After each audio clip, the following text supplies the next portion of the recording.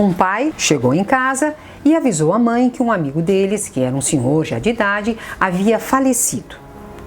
E aí a criança de 4 anos vira para ele e fala: pai, mas quem atirou nele?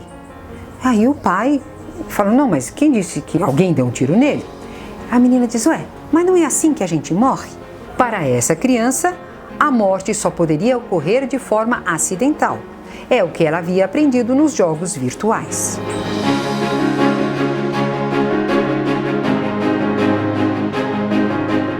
Quanto mais nova a criança, maior dificuldade de distinguir o que é real e o que é imaginário. Esta criança, ela não sabe distinguir o que é morte de verdade e morte virtual. Que as crianças gostem de jogos, dos jogos virtuais, é a coisa mais natural do mundo.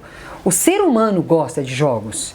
Tem um livro ótimo que se chama Homo Ludens, escrito por Johann Huizinga, em que ele mostra que o ser humano, antes de ser Homo sapiens sapiens, ele era Homo Ludens, o homem lúdico. Então, gostar de jogar é a coisa mais natural na espécie humana. Agora, o jogo no mundo virtual exige algumas reflexões. Primeiro, pensa você, a criança fica lá com o mousezinho mexendo.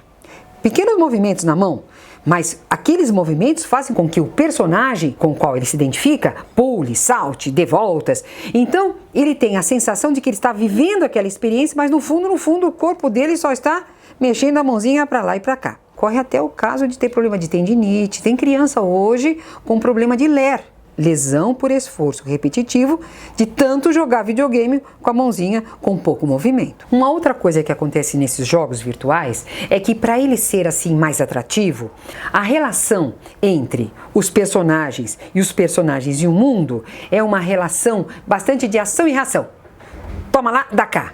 Isso faz com que a criança treine só ação e reação. E a relação nossa, enquanto seres humanos, é muito mais complexa, muito mais delicada, exige suavidade, mas a criança fica naquele treinamento de fez, levou, fez, levou. Uma outra coisa que acontece também é que tem crianças jogando jogos que não são para a idade dela. Veja na caixa, jogos recomendados acima de 14 anos. Então, se o próprio que vende o jogo faz essa proibição, e ele tem todo o interesse em vender, é porque realmente esse jogo não será bom para a criança menor. E tem outra questão muito grave nos jogos virtuais, num tipo de jogo virtual, que são os jogos que têm violência. Olha, existem inúmeros estudos mostrando que ver violência influencia o comportamento da criança. E eu não me refiro só ao mundo virtual. Existem estudos antigos de televisão mostrando que a criança, assistindo um desenho onde há violência, sobretudo as crianças menores, quando ela termina de assistir o desenho, na relação que ela vai ter com as outras crianças, na relação que ela vai ter com os objetos, ela vai ter atitudes violentas. E no jogo virtual isso é mais grave. Por quê? A criança se sente no meio da ação. Na televisão ainda tem um distanciamento, mas no jogo ela que está fazendo a ação, que está fazendo aquele personagem. E o pior, ela é recompensada pelo ato de violência, daí ela até muda de fase. Então isso na formação da criança não é um bom modelo. Um problema do jogo virtual é o risco de vício. Sabe que no Hospital das Clínicas, aqui em São Paulo, nós já temos uma área que trata dos dependentes dos videogames.